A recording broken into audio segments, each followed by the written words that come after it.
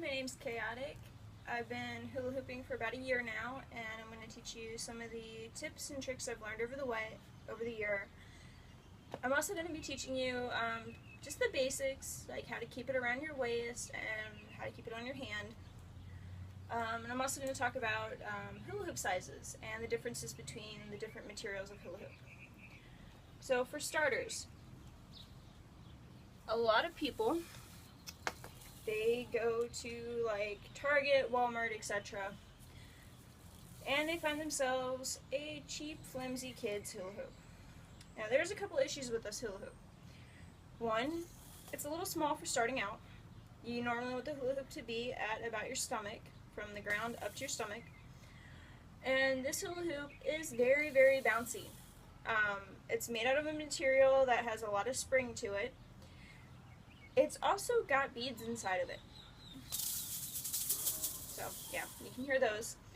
And those beads, they're circling around as you're moving, which sounds like a great thing, but it doesn't really get you comfortable with the weight of a typical hula hoop and how it's going to move on your body. The other thing, this tape, it's very nice, shiny, pretty, but it doesn't give you very much grip. So it will actually be harder for you to keep it on your body. Pretty much the shinier, the prettier, usually means the harder it is to keep on yourself. So that being said, this is not a good starter hula hoop. The one I typically use for performances or just my general hula hooping now that I've gotten better over time is a 30-inch Polypro. Polypro is the type of material it's made out of. It's got a little bit of a bounce and spring to it, but not nearly as much as that child's hula hoop. I also have shiny tape on here, which is pretty much the same as that kid's hula hoop. This one is good for down the road once you've really gotten the hang of how your body needs to move to keep the hula hoop on you.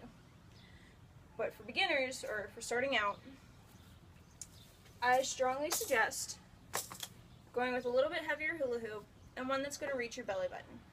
This one is 38 inches, and most people starting out, they usually go with anywhere between 38 and 42 inches. The most common one I've seen is 40 inches, but I am a little bit shorter, so that's why I went with 38. Now that being said, this tube is made out of irrigation tubing, like for your yard. It's 100 psi irrigation tubing, and I bought this on Etsy from a store called Hoop Mamas, and it was about $35. I have retaped it since I bought it from them, but it did originally come with some gaffer's tape on it, same type of tape I have on it now. This tape is not slick like the shiny tapes are. This one actually kind of feels a little bit like rubber, so it's going to grip to your skin much better. This is also referred to as grip tape, gaffer's tape, and it comes in a bunch of colors. Like this one's blacklight reactive, so even if your hula hoop's not pretty or not like shiny, not slick, not like giving you that glam kind of feel you're wanting, they do have some pretty cool gaffer's tapes, and doing it in a nice little pattern, that can also add some wow factor to it. So the other big important step before you even throw the hula hoop on your waist, sounds crazy, but you're going to need skin contact. And I've got neighbors behind me. So yeah, the other big thing is skin contact. So if you're trying to hula hoop in a really loose shirt or even a tank top, you're not going to have that much traction on your skin. You're not going to get that much grip. So honestly, the best thing to hula hoop in is something that's going to show off your stomach. So for guys, you can just, lose your t-shirt.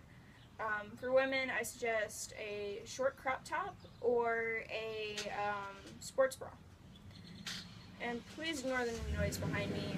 This is one flaw with practicing in my front yard, is that I have a lot of neighbors, and that gets tough. So we're just going to wait for a minute for them to go.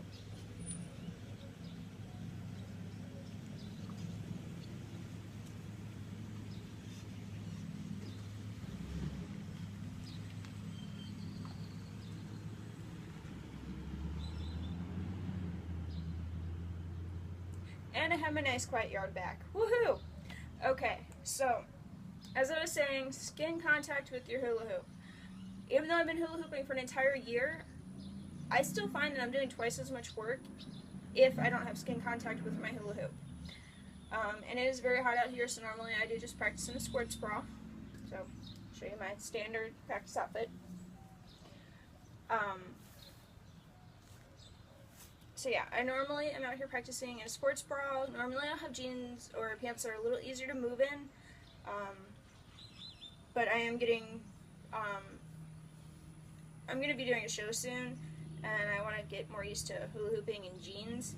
So that's why I've got my jeans on right now. Yoga pants are a great option for women trying to hula hoop, just because you don't have to worry about them falling down, but they give you plenty of movement to work with, and they're lighter weight. So with that being said, I'm going to show you the basics of waist hooping. So get out your hula hoop that goes all the way up to your belly button, or whatever size hula hoop you're trying with. The first thing you're going to do is see where your space is. So you're going to slide it around your body, make sure you're not going to smack anything. Alright? So now that you're sure you've got a clear space to practice hula hooping, I'm going to go over some of the basic movements.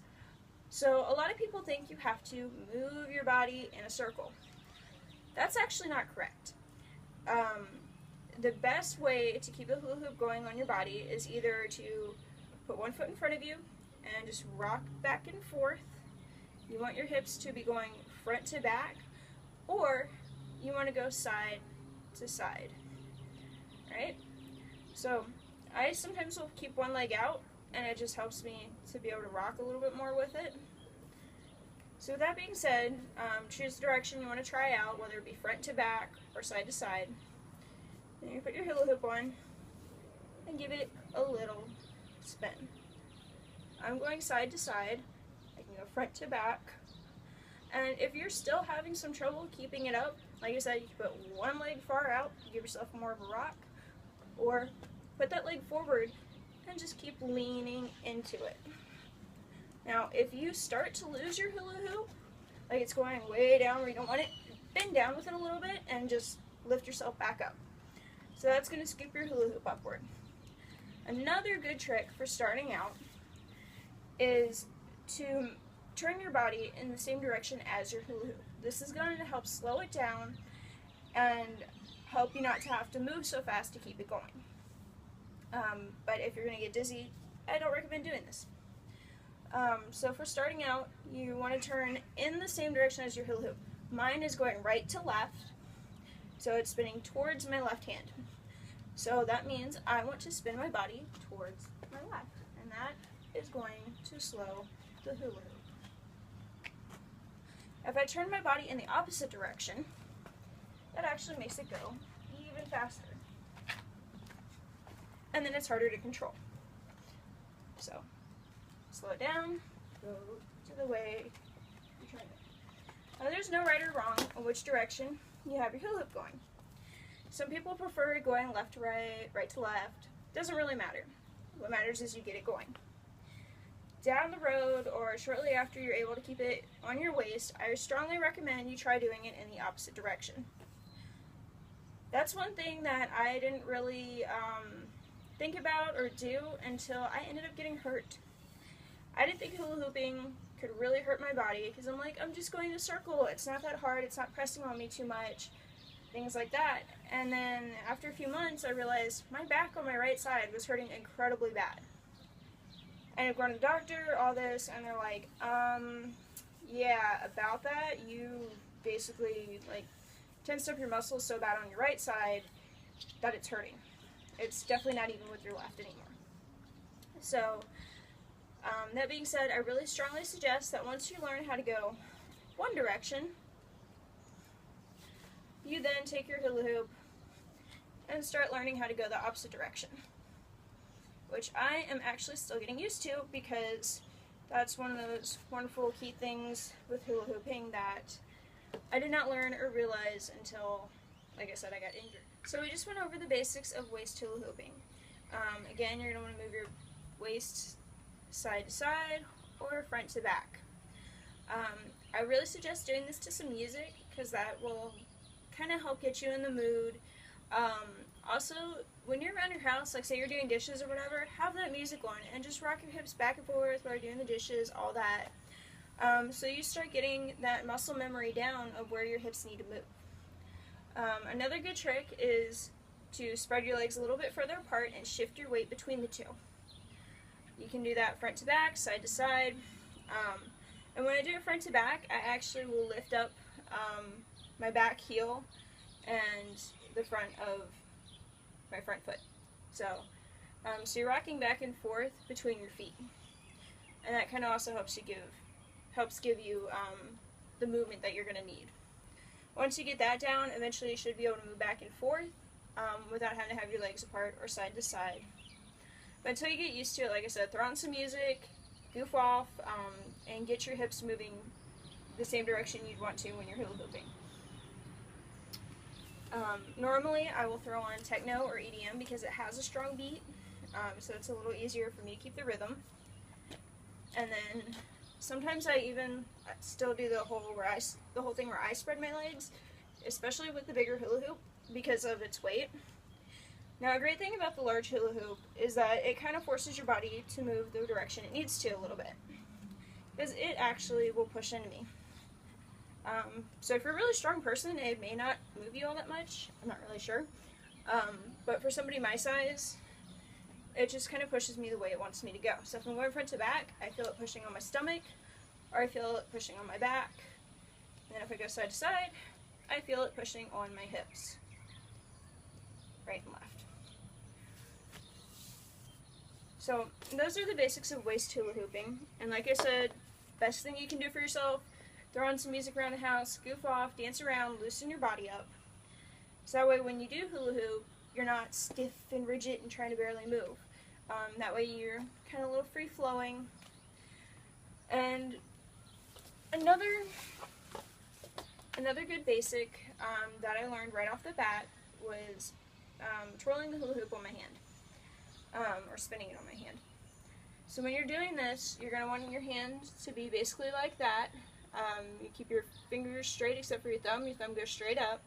And you're going to let your hula hoop go between this part. So between all your other fingers, like they're out here, and on your thumb, right where you can rest your hula hoop. So to get it started, you just grip it and give it a little spin and then open up your hand. You're going to move your hand slightly side to side to keep that hula hoop going. It's kind of the same idea as with your waist. You want to move side to side. Now the great thing about getting this down is that you can go either direction, by the way. But the great thing about getting this simple little trick down is it opens you up to so many others. One of my favorite ones is hooping on your elbow, which we'll get into that later. But yeah, try it on both hands, just spinning it around in a circle. And once you get good at that, you'll eventually be able to put your other hand in, pass it off between hands, throw it.